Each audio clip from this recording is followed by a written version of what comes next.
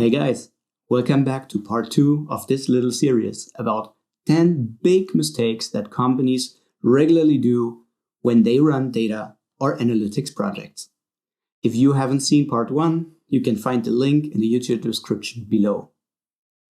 I've been doing data consulting for many years now, and over time, some clear patterns popped up. In other words, typical problems that burn your money, staff, or time.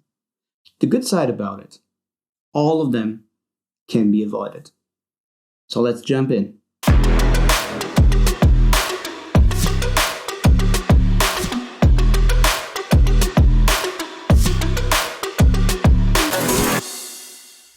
Hey, I'm Chris Lubasch, data expert, digital consultant, and entrepreneur. If you're new to this channel, you will find how to master data and analytics and how to professionally succeed in our fast-moving and ever-changing digital world. If you want to see more of this, go check out my channel and make sure to subscribe. It's highly appreciated. This is video part 2 of 2 in the series. You will find the link to the first video in the description below. You don't have to watch part 1 first, but I think it's a bit easier to follow then, especially since we're introduced to the topic. We've covered mistakes 1 to 5 in the first video, and we'll take a look at 6 to 10 in this video. And because it looks like this topic is interesting for you, I have one bonus advice at the very end. So here we go. Number 6, doing everything technical on your own. Number 6 isn't just a promotion for cloud computing. Much more so, it's a quest to challenge if you should really deal with all the technological topics and obstacles on your own, or if there's maybe a solution which is managed by somebody else. Running a flexible and scalable data architecture is difficult, okay? More difficult than many think. All major cloud platforms like Amazon Web Service, Google Cloud, or Microsoft Azure have managed solutions that will save you from dealing with the bare-bone details of, for instance, maintaining a database server on your own. In fact, much external software is available from vendors in a managed fashion, such as business intelligence software and other pieces that have traditionally been installed on premises. So that basically means in your own data center. This can save tremendous amounts of time, allowing you to focus more on value creation instead of technical enablement. Most companies don't have extremely well-staffed data teams or earn money with building and developing data solutions on their own. Consequently, think twice if there's a real benefit of doing everything on your own. Of course, topics like data privacy and security play a major role in this consideration. And you know from experience, there's almost always a way to save resources and gain more focused time, while compliance isn't an unsolvable issue. And this even holds true for industries like banking and finance. Number 7, big data stacks when you don't have to use one. Some years ago, big data was probably the most and especially misused term in the field of data. People were preaching that with big data, life as we've known it will come to an end. And you know, if you don't jump on the train, you will be forgotten in no time. And yes, humanity produces so much data than ever before. Yet companies still have to unlock the business impact from these data. And what does that have to do now with big data going forward? Does it mean everything is big data now? No. Not everything is a big data use case or an issue. A very simple way to think about it is you need big data when all the typical and classical solutions that you have used will not make it anymore because it's just too much. Big data stacks in return have been designed to deal with extreme amounts of data and a few other scenarios that we'll not cover today. Unless you really have a classic big data stack, such as a Hadoop cluster on a data lake or something, you shouldn't go for one. It's way too complicated, it's super expensive, and it's super difficult to maintain. Answering business questions, for marketing for instance, like what should I do next to increase my acquisition of new users by 10% in the next quarter, doesn't require you to go all in on big data. Thankfully, lots of great solutions have appeared in the market that give you the benefits of traditional big data, simply speaking, dealing with super large amounts of data in a very fast fashion, but still being as simple to use as a classic data solution. One area to see this is a database or data warehouses. Players like Amazon, Microsoft, Google, or dedicated companies like Snowflake have brought up data warehouse solutions that abstract all the technical difficulties away that you typically have with big data, giving users the benefit but not the downsides of it. The solutions, for example, do support classic SQL as a database querying language, which often isn't the case for classic big data scenarios. It can host and transform huge amounts of data in little time. Yet they don't require you to know anything of distributed computing, network, throughput, optimization, or other things like that. A small disclaimer though, what people tend to call big data does have a place in the picture, of course. And of course, also, some large companies do have use cases that generate an extreme amount of data, like for example, IoT sensors or dealing with images or videos, for which normal solutions aren't the best ones.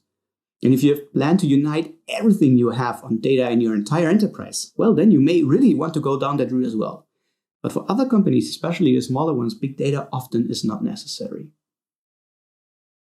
Number 8, focusing too much on enablers instead of value creation. For example, dealing with data integration instead of the modeling.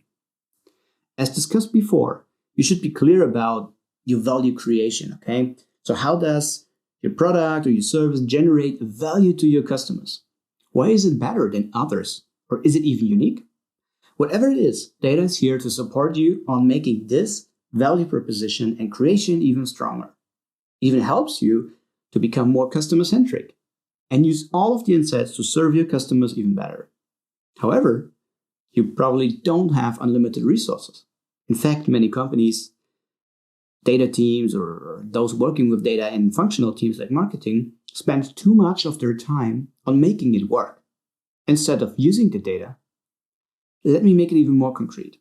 Data teams often spend a considerable amount of their time, I would say maybe up to 80% from my experience, to build and maintain the data technology stack, the tech.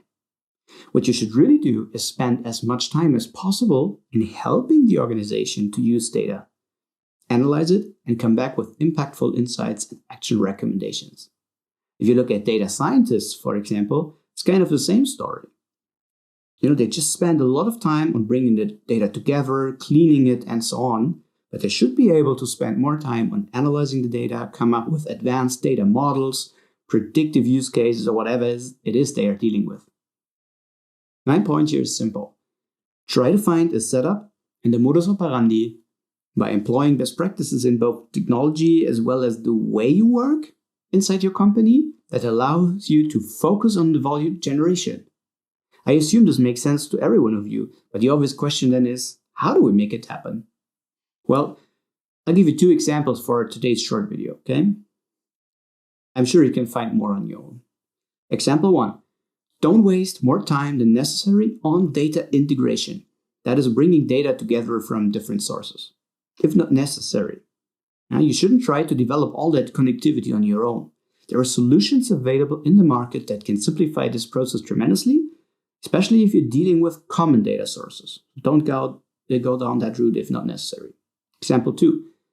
Make a careful consideration of the functionality that you really need to deliver to others inside the company. From what I have seen often over many reports and functionality, let's say whole parts of the data model, they're simply not used or seldomly used, but they're still required to be maintained by you, and the complexity will still go on and on. So maybe that was needed in the past, but maybe that's not needed anymore today. So this could free up resources if you sunset that part that allow you to focus on more value generation parts. Number 9, treating it as an IT project. Okay, don't get offended by this one, please, especially if you're working in a technical role. But to be honest, I think running a data project within 100% ownership of the IT department is a bad idea. I'm not saying this because the developers will screw up or something. Guys, I am having a background in computer science on my own. IT is a critical partner in digital, always. But there are still good reasons to not make data an IT project only. First, I strongly encourage you to seek business impact, value, and requirements first before you even think about the technical realization of your architecture. technology stack. While your IT can have their own use cases, of course, most of them typically come from other departments like marketing, sales, product management, finance, and so on. Don't build data landscapes or solutions because you can or because it's cool. Do it if you have a clear business value from it, coming ideally from very concrete use cases. In my opinion, functional business teams have a much closer connection to the value creation on the business side than the IT typically has. And you know what? That's not exactly their job either. See, like product management. Those are the folks who make sure that skilled technical colleagues build what is really needed from the market and nothing else. Second, I talked about it earlier, but don't make the mistake of seeing data project as a tech-only topic anyways. Third, skills available in typical IT functions such as backend or front-end development or systems administration, DevOps, and so on, they're not enough by design to build a scalable data pipeline architecture. Chances are that someone from IT has this additional experience, specific experience, but it's a different field of work. And see it like this. If I'm a good tennis player, does it mean that I'm good at football? No. It doesn't even mean that I'm good at table tennis because the technique is very different. But of course, there are also some similarities.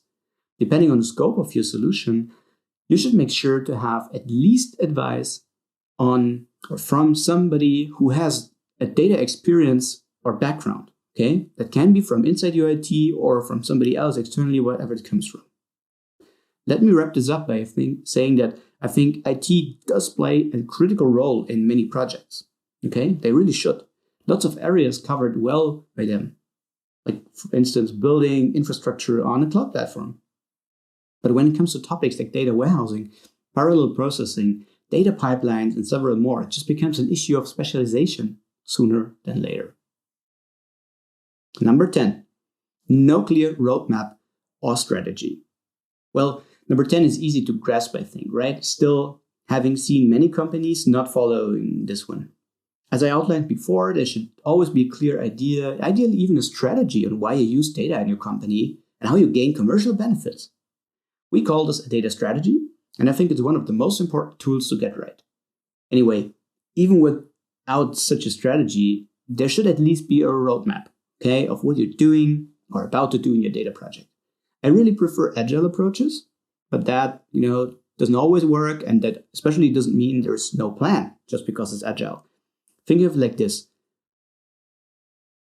Building such a solution is a lot of effort, okay? That also means it's costly. And what you want to avoid is having to redo the entire thing 6 to 12 months down the road, just because you realize it doesn't fit the big picture, fails to meet the business requirements, or it became otherwise a bottleneck.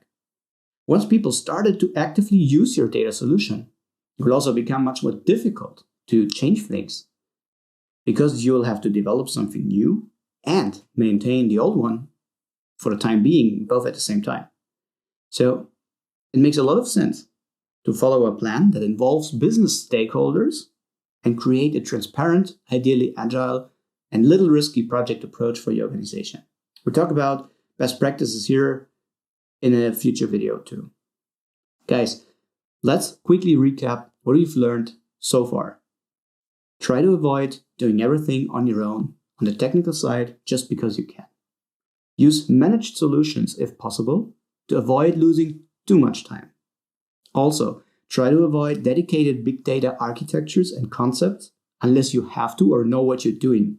It's much more difficult and therefore often much more expensive, and it's necessary to have colleagues that really knows this particular field. Focus on the value. It's that value creation for you and your customers at the same time. Don't forget that data is more than technology, so make sure business and technical stakeholders are on par in driving such an important topic. And come up with a proper roadmap, or even better, a data strategy, combining tech and business as well for the mid and the long run. So thanks a lot for watching that far. And therefore I have one more bonus advice for you today. Transparency. Data projects are often complex, okay? There's multiple stakeholders involved, and technology is difficult, and that business considerations need to be taken care of, and so on. And typically, the more complex the projects become, the more of an issue transparency will become too. While this doesn't apply to data projects only, I've seen it as an issue here and there very often. Hence I say, make sure to create transparency about the project. In addition to mistake number 10, which was about creating a clear roadmap, you should put additional effort in your project communication. Okay, let's say this is what you don't want, because it's super risky and a black box for others. You don't want to agree on a project scope and a potentially coming up with a project plan and then go radio silent until you've delivered your final result. And meanwhile, business requirements may have changed. Okay, so it would be much better to regularly go and check in with your stakeholders. Other than that, you really want to get input and feedback early on to learn from it. See it like this. Develop the product and the solution together with your stakeholders is the best approach. You need transparency to do so. What is indeed specific, though, for data projects, I would say, is that you actually have multiple data sources in most of the cases that you want to make available to the end users, or maybe even inside a full data model or so. I would not advise to first connect all data sources, then do your entire modeling, make it super complex, and then show the final reports or dashboards. Instead, go do a full run on a single source. Okay, so try to create business value from each source individually, then create a semi-final product with then one single source. Go show it to your stakeholders, let them tell you what they like and what they dislike, and then restart the entire process. And this will ensure it's highly transparent and you get a lot of feedback. Okay, and lastly, imagine you would be the project sponsor of such a project. In other words, you bring the budget or the money to the table. It's pretty natural that you want to know a certain level, at least, of transparency, what's happening with your budget. Since it's not supposed to be a project management course today in this video, I'll keep myself short. But you should really want to seek transparency and communications to your sponsors very, very well. Bam! I hope you had a lot of fun going through the memories of the past project with me and seeing these 10 mistakes that companies have been doing over and over again. If you found this video useful, please give it a like and consider subscribing to my channel to not miss future videos. Now, I want to learn from you. What are other mistakes, or what do you think works very well that you have seen? I'd be super happy to read from you. Just leave a comment below and I'm happy to discuss. See you next time.